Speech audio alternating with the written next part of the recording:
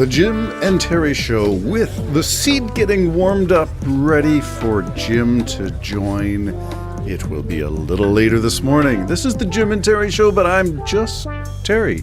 Just Terry. I wonder if that's a title for a song or a book or something. It's the Just Terry.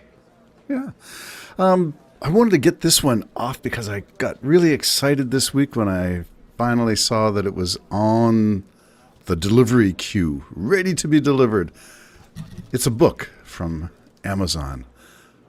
A book that I've been waiting for, a book that I hope unraveled some of the mystery around how this is possible for this to even happen.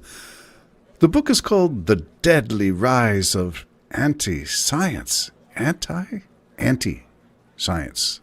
Not Uncle Science, anti-science. A scientist's warning from Dr. Peter Hotez.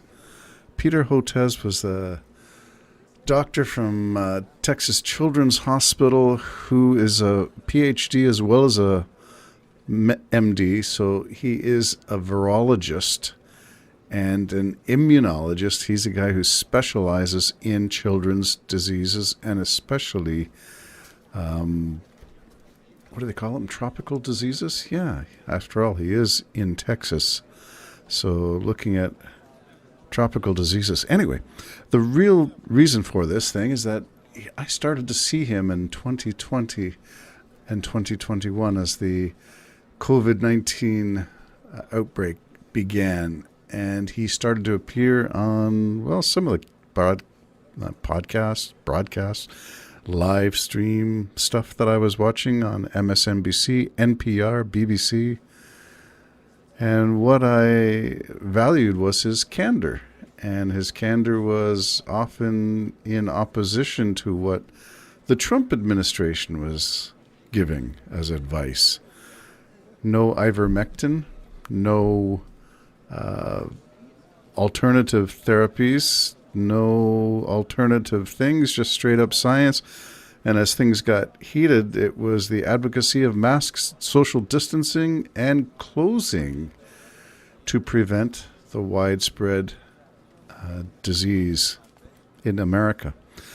Now, this got interesting. Hotez is the guy who always appeared in a white doctor's lab coat with some, I think he had some, like a pen holder on the pocket on his, I guess it'd be his left breast pocket, you know, the classical, I don't want to say nerd look, but, you know, that kind of pocket protector with some pens and a bow tie and graying mustache and glasses, wire-framed glasses.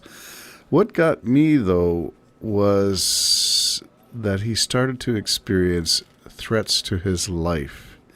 And that began to me to be the scary awareness that not only were people who were advocating that, don't worry, it's just a flu, such as the Trump administration. Don't worry, children are resilient and seem to recover. It doesn't affect them at all. Don't worry. Don't worry. And Hotez was sounding the alarm. Part of the opening was a detail of statistics, which includes an estimation of at least 200,000 excess deaths because people did not choose the vaccine when it became available. Dying of COVID-19 in the initial ramping up, the curve that went through the roof of hospital admissions, length of stay, serious illness, and respiratory cardiac failure in hospital, stories of morgues that became, what do they call those, box cars, train cars, packing, shipping containers, refrigerated, full of temporary morgues because the mortality was so high. Especially, and this one bears repeating, especially in red states, not exclusively, but noticeably, measurably, quantifiably, politics seem to get in the way of messaging, which leads me to the wonder, the deadly rise of anti-science, where does it have its roots? Now, I would lump some other trends in with the anti-science and say that religious fundamentalism on the rise in the United States. Faith healers, the not power of positive thinking, because I do espouse to just think nice thoughts, and that's a better way to go through life, just on the face of it. But those who, well, the term conspirituality seemed to be an emerging term through the COVID-19 years as well. Are we in the post-COVID? I'm not sure that we are. Rising tide right now, numbers going up significantly. Hospitalizations up significantly. Will it be the same as before we had a vaccine? No, because we have vaccines. Will there still be people who choose not to be immunized? Yes, there will. So expect some mortality rates that are in the realm of what we now call, in terms of statistics and data management, excess mortality. It's not the flu, is the bottom line. I found this interesting. His book is published, of course, by Johns Hopkins, which is the Institute for Medical Information. So he's published a number of books through Johns Hopkins. So it gives it some additional credibility, additional weight. The book is not a big book. It's, I haven't even looked at, just a little over 250 pages. 200 pages. And here's the warning. A special thanks, this is in the inside cover, special thanks to the Houston Police Department, Texas Medical Center Police Department, and the security forces at Texas Children's Hospital and the Baylor College of Medicine. Why? He writes, for keeping my family safe. Thank you also to the Anti-Defamation League Southwest for its advice and help on rising anti-Semitic attacks and aggression. That's all just on the inside flap. And it's important to know that anti-science, anti-intellectualism, anti-government, link that together. The rise of populism, the belief that you can do your own research and you're just as good as somebody who spent 9 or 10 years in university postgraduate work. No, you're not. You might Google all kinds of stuff and think that that's great. What you do with that information, if you find it, first of all, because searching Google is not just, that might be an entry level. That's a kindergarten approach. If that's all you've got, then you're at that elementary school level. Knowing what to do and where to go on the internet for medical information is important. Consulting your doctor is an important part too. But as we know from the Disinformation Dozen, that there are leading voices who jumped ship into anti-science and anti-intellectualism. And most of them, if I'm candid, from my little surveys of things on the dark web, is that monetization has become the reason for a lot of people opting to choose to support ivermectin, for instance, and to call that a viable treatment and prevention plan, or vitamins, or holy water, or UV lights. Now, UV lights used in air ducts might be a way of purifying air. That's kind of interesting and a good thing to have. Anybody got a UV purification system at their home? How about a simple HEPA filter without the UV?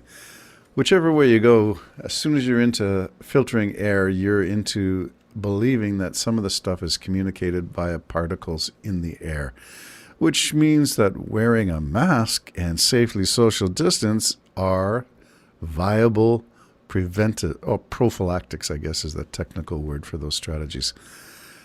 Anyway, I've just got the book, and I'm only a few pages into the whole thing, but some of the titles of the subsections are interesting too, because they tell you in the opening line of the first chapter, page 1, first line, ugly emails in my inbox, threats on my Twitter social media account appear daily.